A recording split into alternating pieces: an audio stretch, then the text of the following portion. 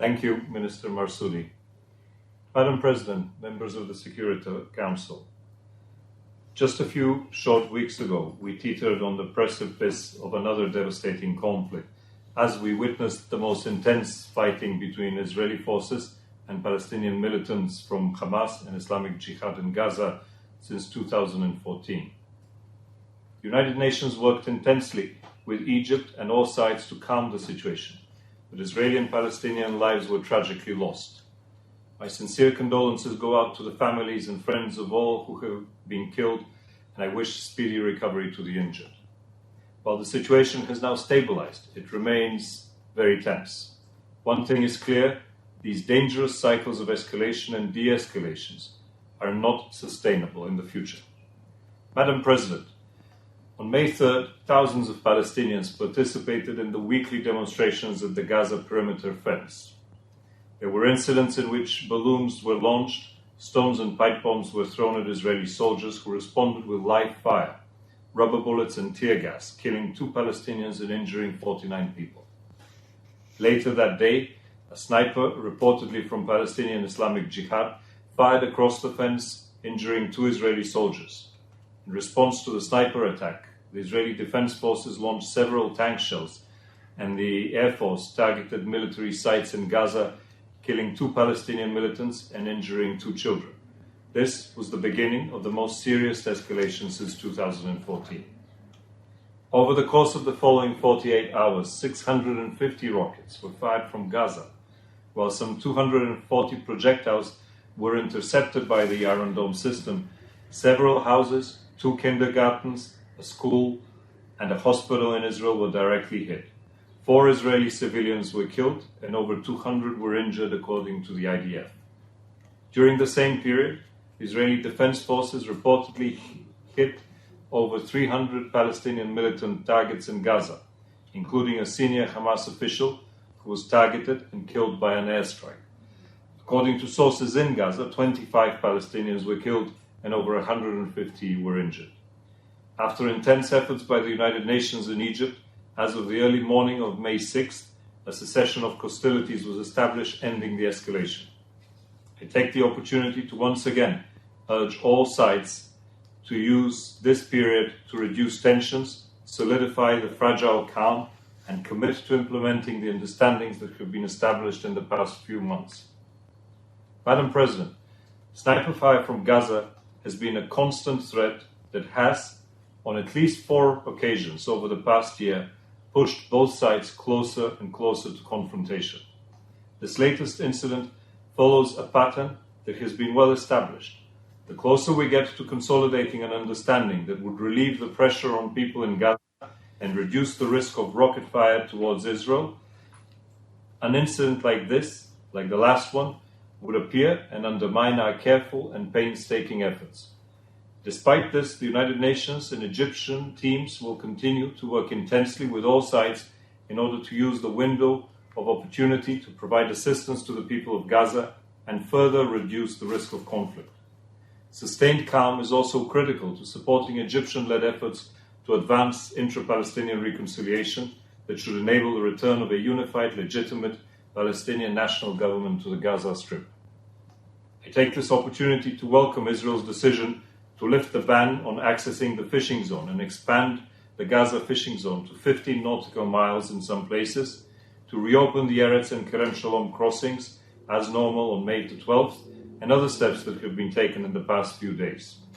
I also welcome the renewed commitment by the Palestinian government in Ramallah to engage constructively on addressing the situation in Gaza.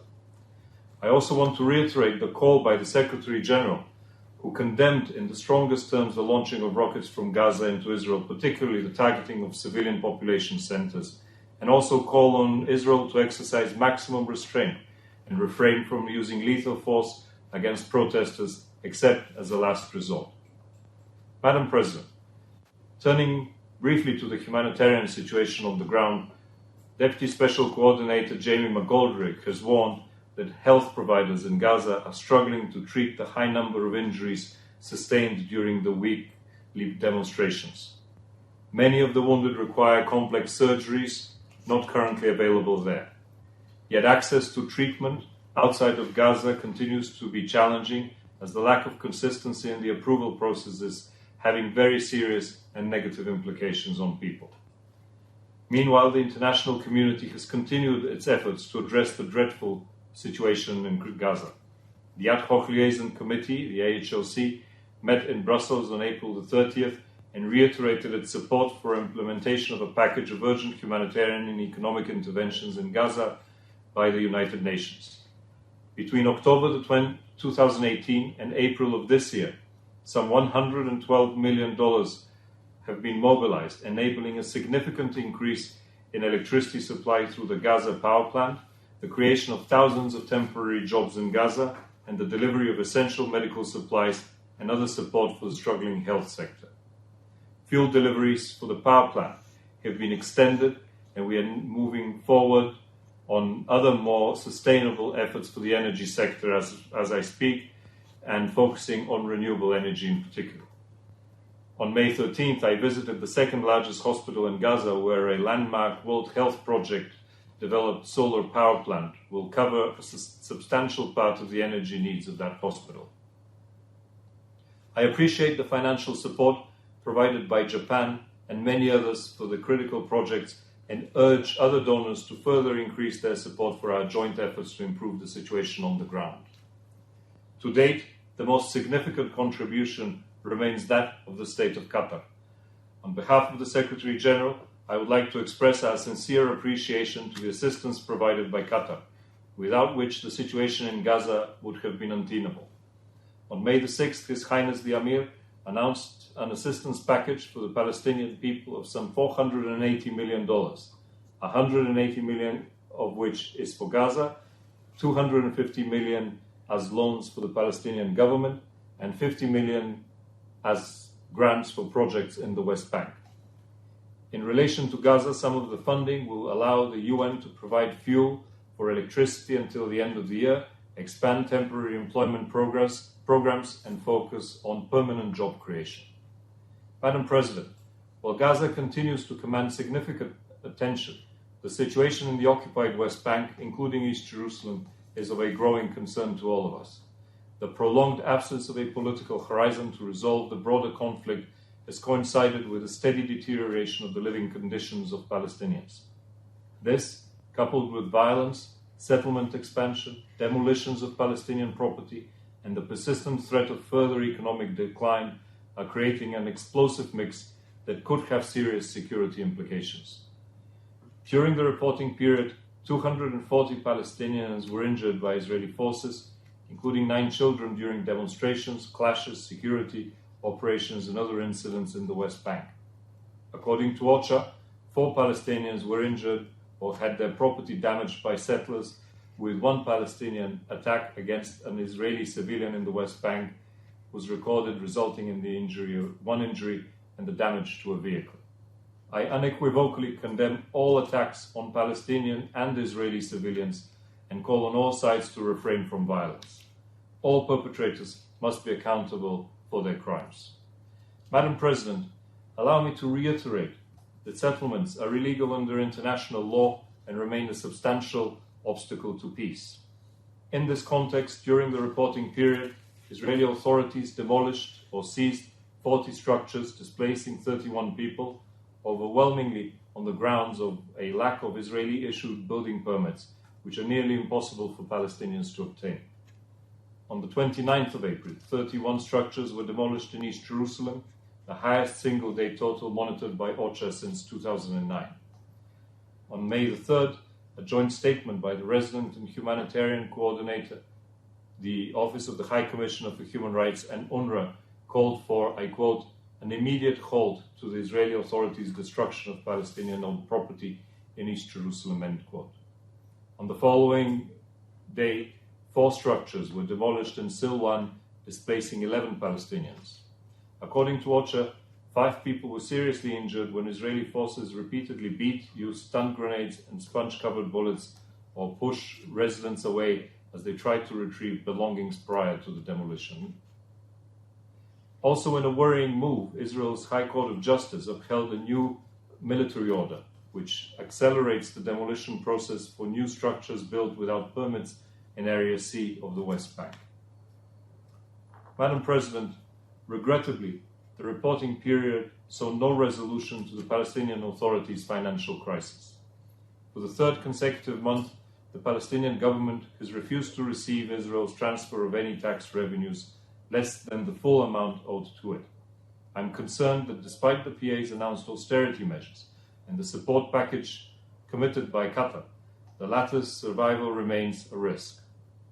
In March, I briefed the Council that the crisis would have a substantial impact on the Palestinian economy with reduced purchasing power and weakened growth.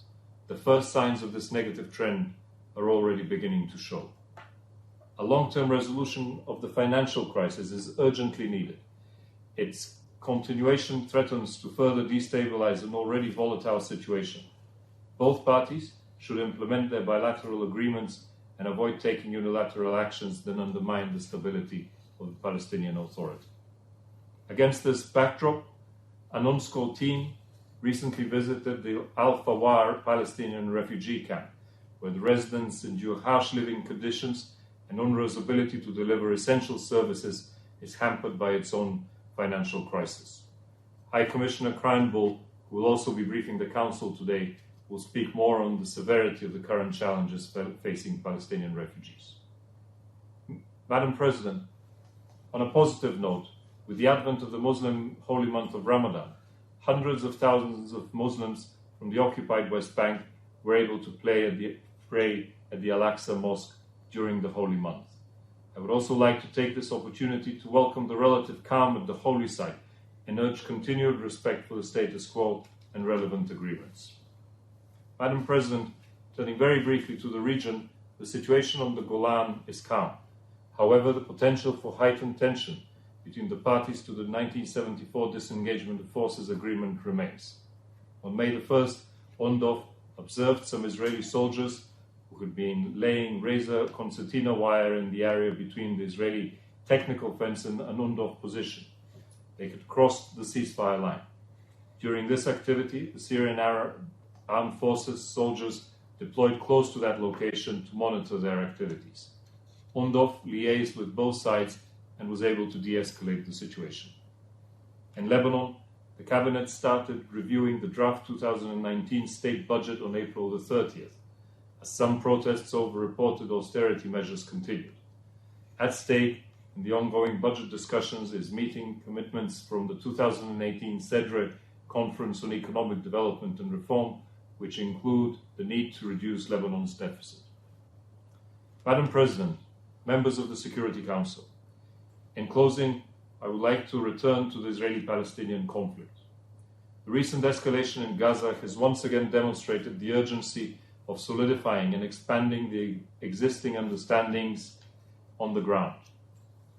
We must ask ourselves, how many more years will Palestinians in Gaza be forced to live on pittance from the international community, under the control of Hamas, and suffer from Israeli closures?